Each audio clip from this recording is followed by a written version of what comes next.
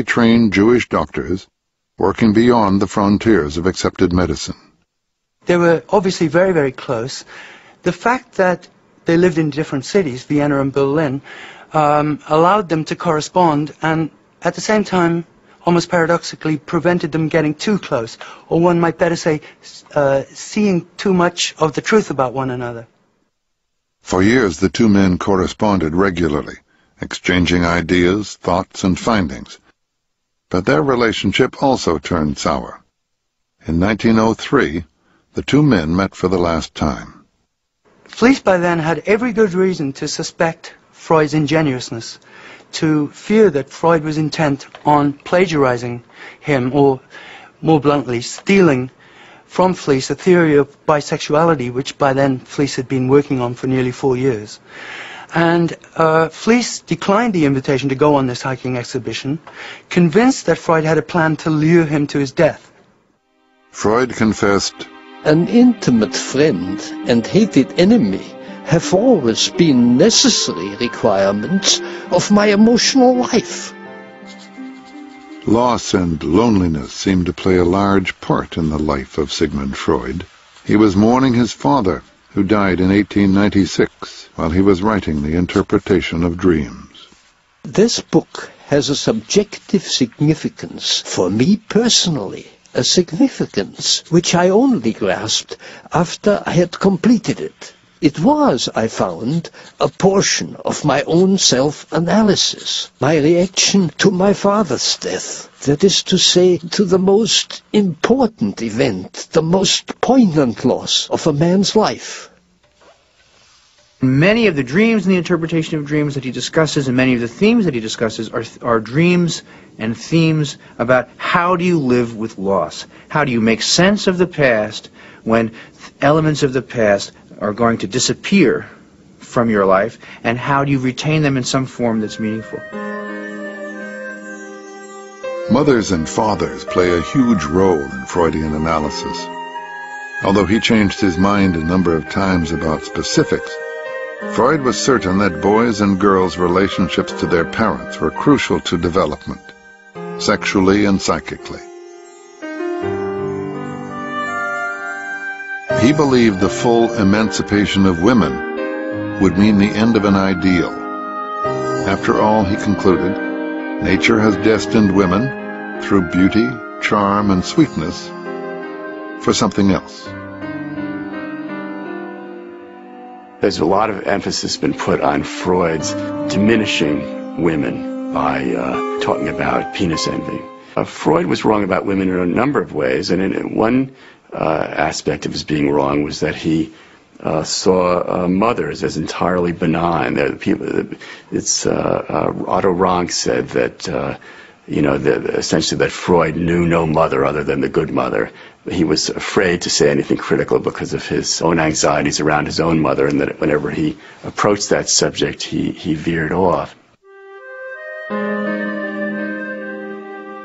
Modern psychoanalysts believe that little girls develop a sense of femininity very early in childhood. If a woman feels persistent inferiority to men, development has gone profoundly wrong. Freud himself was dissatisfied with his theory of female sexuality, and analysts ever since his time have critiqued it and revised it. In part, Freud has been misinterpreted. For example, when he talked about penis envy and feelings of inferiority in women, he wasn't saying that women should feel that way. He was saying that they often did. Before Freud, most people believed in conscious will alone. Freud forced us to recognize the unknown power of our unconscious. Like most revolutionaries, he has been both damned and praised. Freud's self-image was one of the conquistador, that here he is this warrior against repressive forces who would set us all free and would allow us to fulfill the human potential, even though he had some doubts whether we could really do that. He's never in any doubt that one day he's going to arrive. This is the Sigmund Freud who, in 1896, with his seduction theory, proclaimed to his medical colleagues that he had discovered no less than the source of the Nile of neuropathology. That's a quote. This is the same Sigmund Freud who a decade later, or thereabouts, would claim to have deciphered the, quote, riddle of the Sphinx in terms of his theory of infantile sexuality. This is quite a conceit. By 1897, Freud considered his seduction theory, the assumption that all neuroses are caused by childhood sexual abuse, invalid. He concluded that many patients who cited abuse had no more than active imaginations, or that Freud himself had encouraged false confessions. Recently, there have been a wave of accusations of sexual abuse from people who suddenly remember what they allegedly repressed years ago. Although Freud withdrew his seduction theory and would have regarded most of these charges with skepticism, his theory of repression and the unconscious is being used, most Freudians would say misused, to assert their authenticity. Among certain feminist circles, it's held that he changed his mind about what was called the seduction theory, i.e. that many of his patients actually had been sexually abused, because of concerns about his career and his reputation, that it was a piece of intellectual dishonesty on his part. This reading simply isn't true. Freud's discovery of infantile sexual fantasies was one of his most important discoveries, and he was very clear about this. And at the same time, he was convinced that a certain small number of children had been sexually abused, and he never gave up the idea that certain neuroses were caused by that.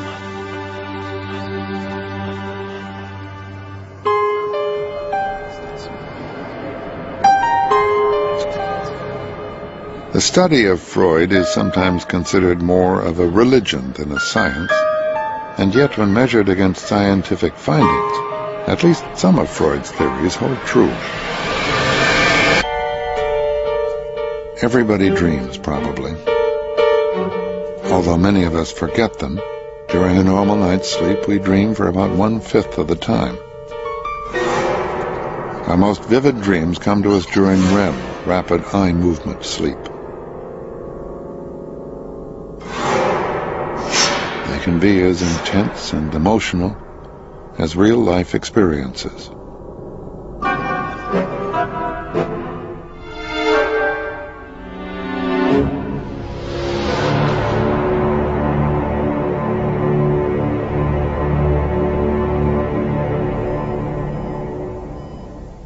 At the Bethesda Sleep Disorder Center in Cincinnati, Ohio, experiments on dreams and sleep are conducted almost daily. He's had a scene change.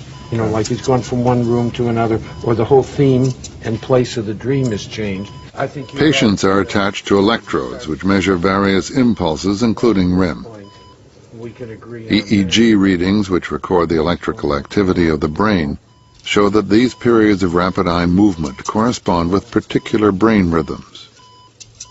The notion that REM sleep, the physiology, has somehow destroyed, altered, or made Freud untenable, I think we too quickly, my colleagues, even my psychoanalytic colleagues, jump much too quickly to the notion that Freudian theory is somehow put aside by the laboratory work. Freud theorized that dream function helps keep us asleep. REM theory supports this idea. The more REM we have, the more we dream, since the most REM happens in the second half of the night when we're more likely to wake up. That is also when most dreams occur, which with their censoring keep us asleep.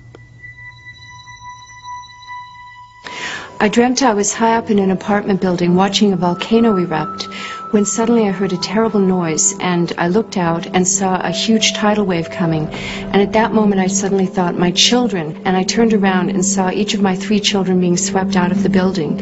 The next moment I was in the water swimming after them, and I was trying to find them, and I was crying and crying in the water. Then I was on dry land looking for them, and I saw all these dead people lying around. And first I found my eldest daughter, and she was wet, but she was alive. Then my middle daughter, and I knew for sure my youngest daughter was dead. And sure enough, I saw her lying out among all these other people, and she was dead. And I was crying and crying, and I woke up.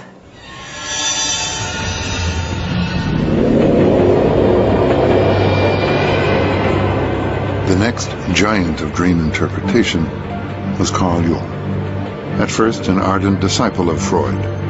Although Jung and Freud did not formally part ways until 1913, they had conflicting opinions.